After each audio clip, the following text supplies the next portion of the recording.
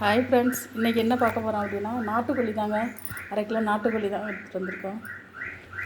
Super நல்ல பிஞ்சு கோழி தான் நாட்டுக்கோழி எடுத்துகிட்டு வந்திருக்கோம். இதை வந்து நாட்டுக்கோழி குழம்பு தாங்க வைக்க போகிறோம். இப்போ என்ன பண்ணுறோம் அப்படின்னா சட்டியில் எண்ணெய் ஊற்றிருக்கேன். இதுக்கு வந்து கொஞ்சமாக ஊற்றிக்கோங்க. அதுக்கப்புறம் கொஞ்சம் நல்லெண்ணெய் ஊற்றணும் குழம்புல, இப்போ தான் நல்லாயிருக்கும். இப்போ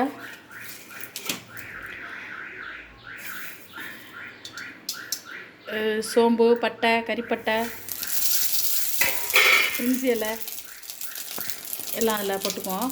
தாளிக்கிறதுக்காண்டி எண்ணெய் வந்து நிறைய சேர்க்க வேணாம். இதில் இப்போ வெங்காயத்தை போட்டுக்கலாம்.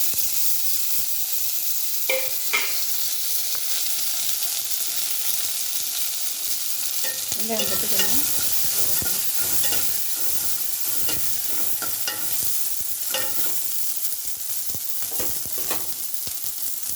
இதில் பட்டை, கிராம்பு, கசகசா எல்லாம் போட்டுக்கோம். இல்லை கொஞ்சம் வெங்காயம் போட்டுக்கிறோம். வெங்காயத்துக்கு அப்புறம் தக்காளி போட்டுக்கிறோம். தக்காளி போட்டுட்டு நல்லா கிண்டி விடுவோம். மஞ்சத்தூள் போட்டு ஏற்கனவே கழுவி வச்சுருக்கேங்க. இதில் என்ன பண்ணிடலாம், இப்போ இந்த சிக்கனை எடுத்து போட்டுக்கலாம்.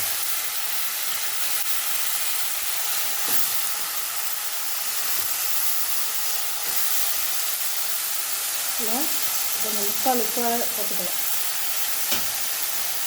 போட்டுட்டு இஞ்சி பூண்டு பேஸ்ட் பாருங்க, இதையும் போட்டுக்கலாம்.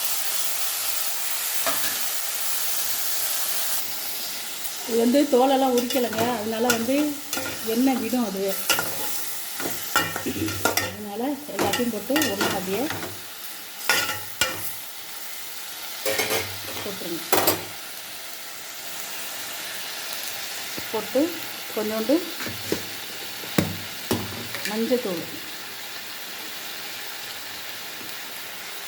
ஒரு 1/2 ஸ்பூனு மஞ்சத்தூள் போட்டு கிண்டி விட்டுக்கோங்க. இப்போ இதில் 1 ஸ்பூனு ஜீரகமும் 1/2 ஸ்பூனு உங்களுக்கு தேவையான அளவுக்கு மிளகும் போட்டு இப்போ அதில் 1-2 அரைச்சி வந்து அதில் போட போகிறோம். இது வந்து இப்போ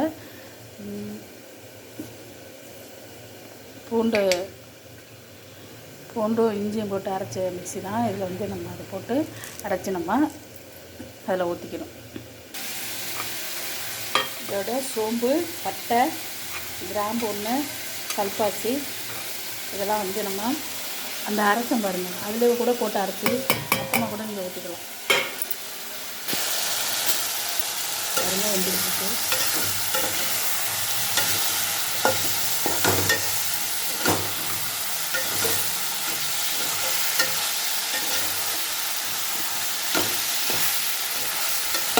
இதில் என்ன பண்ணணும்னா ஒரே ஒரு 2 டம்ளர் எடுத்து 2 டம்ளர் இல்லாட்டி 2 டம்ளர் தண்ணி ஊற்றி நம்ம வேக வைக்க போகிறோம். அப்போ தான் அதோட மசாலாலாம் அதில் வந்து இறங்கும். அப்படின்ட்டு இதில் என்ன பண்ணுறோம்னா கறி உங்களுக்கு எவ்வளோ இருக்கோ அந்த அளவுக்கு வந்து தண்ணி ஊற்றி வேக வச்சுக்கோங்க.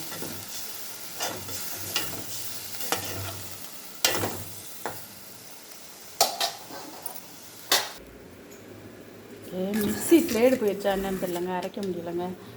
சரி, அதோட என்ன பண்ணிக்கோங்க, தேங்காய் கொஞ்சமாக தேங்காய் போட்டு அரைச்சி மொத்தமாக ஊற்றிக்கலாம். வெந்துருச்சுங்க. இது குக்கரில் சில பேர் வேக வைப்பாங்க, நான் வந்து சட்டிலே தான் வேக வச்சுக்கிறது.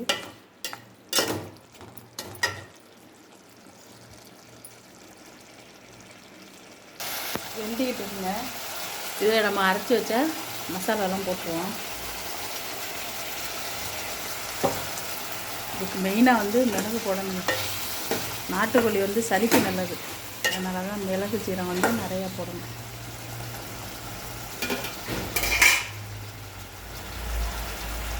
வேன் வந்துடுச்சு.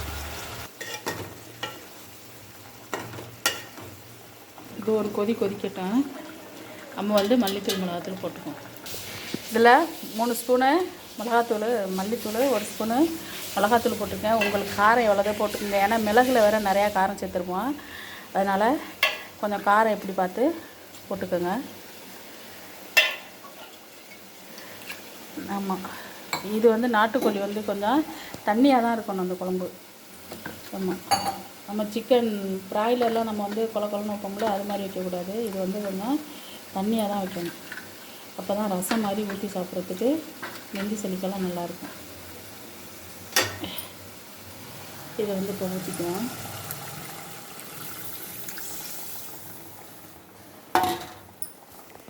ஒத்த கையில் செய்ய முடியலைங்க.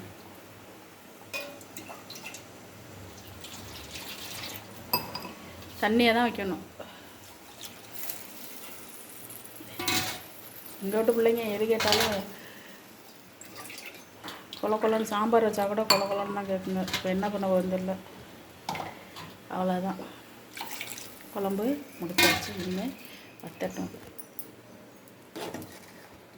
10 நிமிஷம் அப்படியே கிடக்கட்டுங்க. நம்ம சாப்பிடும்போது என்ன பண்ணணும் அப்புறம் நான் சொல்கிறேன்.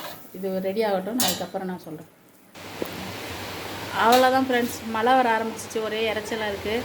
இந்த பாருங்கள், இது மாதிரி தண்ணியாக தான் இருக்கணும். நல்லா ஊற்றி நல்லா சுட சோறு வடித்து அதில் வந்து 2 ஸ்பூனு நல்லெண்ணெய் விட்டு இதை வந்து சாப்பிட்ணும். நெஞ்சு வலி, சளி, இருமல் இதுக்கெல்லாம் தேவையில்ல.